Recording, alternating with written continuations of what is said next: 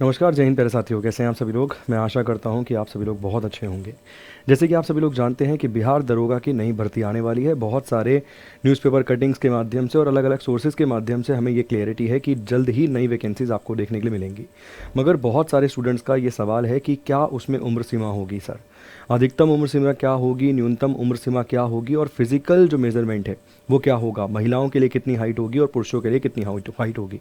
तो इस वीडियो में हम कंप्लीट इन्फॉर्मेशन प्राप्त करेंगे कि न्यूनतम एज कितनी होगी, मतलब मिनिमम एज कितनी होगी, मैक्सिमम एज कितनी होगी, साथ के साथ फिजिकल मेजरमेंट की अगर हम बात करें तो वो क्या रहने चाहिए जिसके बेसिस पर आप इस फॉर्म को फिल कर पाएँ। बहुत ही शॉर्ट वीडियो रहेगी। हमारा प्रयास यहाँ पर यह है कि आपको एक एक जानकारी सही तरीके से आप तक पहुँचा दी जाए। यहाँ पर अगर आप देखेंगे तो सबसे पहले मैं आपको बता देता हूँ, सबसे पहले मैं आपको बताता हूँ यहाँ पे कि एज लिमिट क्या रहने वाली है। ठीक है, पहले एज लिमिट के बारे में जान लेते हैं, उसके बाद हम जान लेंगे फिजिकल मेजरमेंट के बारे में। देखो यहाँ पर अगर आप देखेंगे तो ये 2023 वाली वैकेंसीज थी, तो उसमें 1/08/2023 कंसिडर किया गया था। जब नोटिफिकेशन आएगी तो यहाँ पर आप देखेंगे 1/08/2024 यहाँ पे कंसिडर किया गया होगा। ठीक है, वैकेंसीज आती हैं तो 1/08/2024 आप देखेंगे कंसिडर किया जाएगा। ठीक है, इसके बाद अगर आप देखेंगे कि अनारक्षित मतलब सामान्य जनरल कैटेगरी की बात करें तो न्यूनतम मिनिमम जो एज लिमिट यहाँ पर दी गई है वो 20 साल है और अधिकतम जो एज लिमिट दी गई है वो 37 साल है। वहीं अनारक्षित मतलब जनरल कैटेगरी की महिलाओं के लिए जो एज लिमिट दी गई है वो 20 साल से लेकर मिनिमम और 40 साल मैक्सिमम यहाँ पर हो जाएगी। तो जनरल के लिए पुरुषों के लिए 20 से 37, महिलाओं के लिए 20 से 40 उम्र आपको मिलेगी।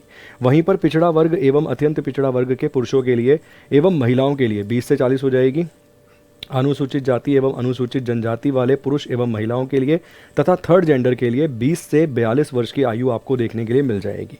ठीक है, तो ये बेसिकली यहाँ पर एज लिमिट आपको मिलेगी। इसके अलावा जो थोड़ी और रिलैक्सेशन है उसको यहाँ पर बताया गया है, मगर अभी हमने यहाँ पे जनरल कैटेगरी, आरक्षित, अनारक्षित, इसके अलावा अत्यंत पिछड़ा वर्ग, अनुसूचित जाति जनजाति सबकी ही हमने आयु सीमा के बारे में पता कर लिया है। और एज लिमिट बहुत है भाई, तो घबराने की कोई ज़रूरत नहीं है कि हमारी एज लिमिट निकल गई है, घबराने की ज़रूरत नहीं है। मिनिमम 20 होनी चाहिए जनरल कैटेगरी में, मैक्सिमम 37 जनरल में पुरुषों के लिए, और महिलाओं के लिए वहीं पर 20 मिनिमम और 40 मैक्सिमम, जो कि बहुत अच्छी खासी एज लिमिट है। अब सवाल यहाँ पर आता है कि सर हाइट क्या होनी चाहिए, क्योंकि हाइट के आधार पर ही आप यहाँ पर फॉर्म वॉर्म जो है वो फिल कर पाएंगे। तो इसको भी एक बार ध्यान से देख लीजिए।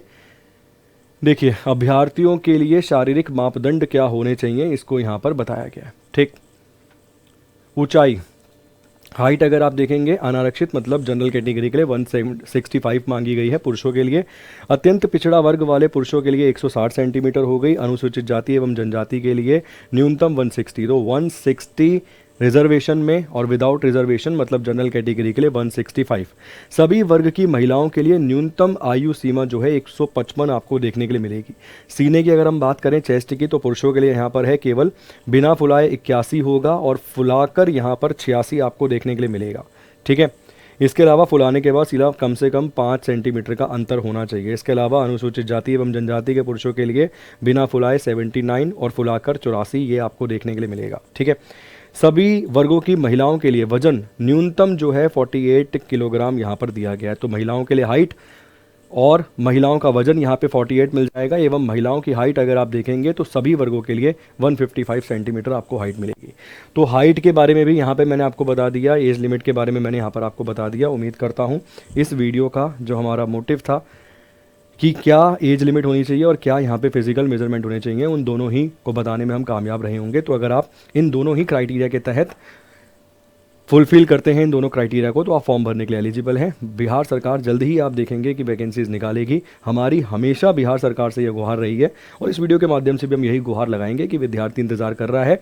बहुत सारे आपने कहीं ना कहीं, चाहे हम बात करें भाई जेडीयू के ट्विटर अकाउंट पे और न्यूज़पेपर की कटिंग्स में देखने के लिए मिलता है कि वैकेंसीज आने वाली हैं। अब बहुत हो गया इंतज़ार, जल्दी ही वैकेंसीज़ को जारी कर दीजिए ताकि ये विद्यार्थी एस्पिरेंट जो लंबे समय से इंतज़ार कर रहा है वो फॉर्म भर के नौकरी को ज्वाइन कर ले। तो बहुत बहुत शुक्रिया, थैंक यू सो मच। अगर आपका कोई अन्य डाउट हो वैकेंसी के संबंध में तो उसे कमेंट बॉक्स में कमेंट करके आप छोड़ सकते हैं।